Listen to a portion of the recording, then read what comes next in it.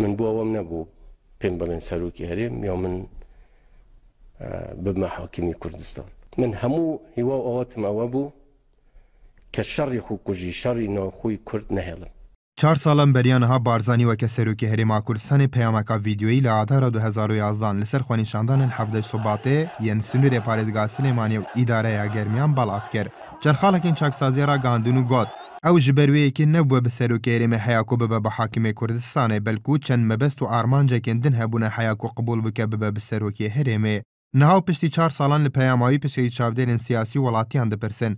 Erê Barzanî di wî demî de çi kiriye ji bo nehêlana şînwarên şerê navxwe û rêxistinan navmala Kurdî û hebûna hêzeka yekgirtwan niştîmanî.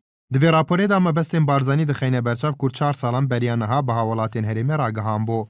من بو ئەوەم نەبوو پێم بڵێن سەرۆکی هەرێم یا من ببمە حاکمی کوردستان. من مەبەستی ترم هەبوو.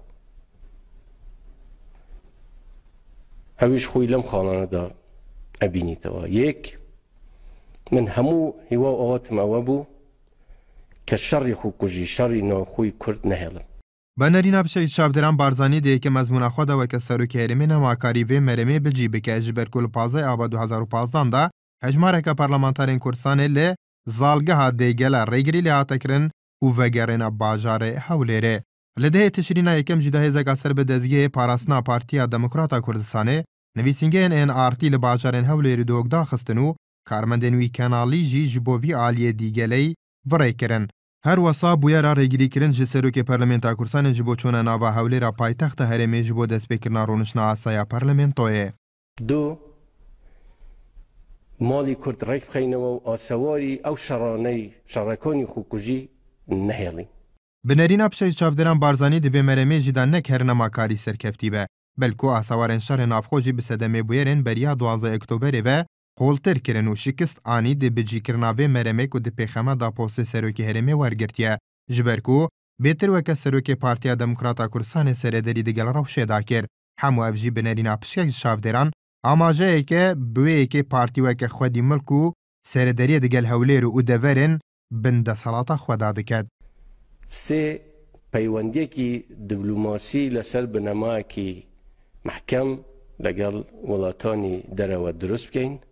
Bi nêrîna pişek ji çavdêran Barzanî di vê armancî jî de serkeftî nebû ji ber ku pişkeka zora peywendiyên herêmê li ser binemayên hezbî bûye, bi taybetî jî ji bal hizba Barzanî ve.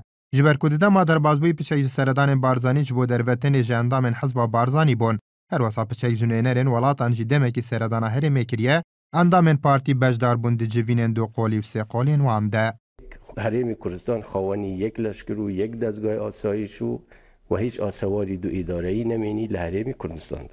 Sereldana şerê Daeş û parvebûna mihwerên şer bi ser partî wêketî da û daxuyanên tundên nava berpirsên civata asayîşa herêmê xuya kir ku hîna jî hêzên pêşmerge û damûdezgehên ewlehiyên dinên herêmê weke dezgehên civata asayîş û polîsî nek her êk negirtin, belkû hîna jî bi du arasteyên cudakarên xwe bicî dikin.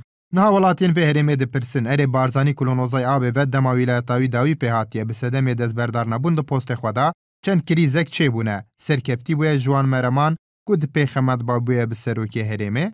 Hemû mebestî min ew bû min em çend amance becê bigeynim. Teqîmekeş bû xelkê Kurdistan becê delim.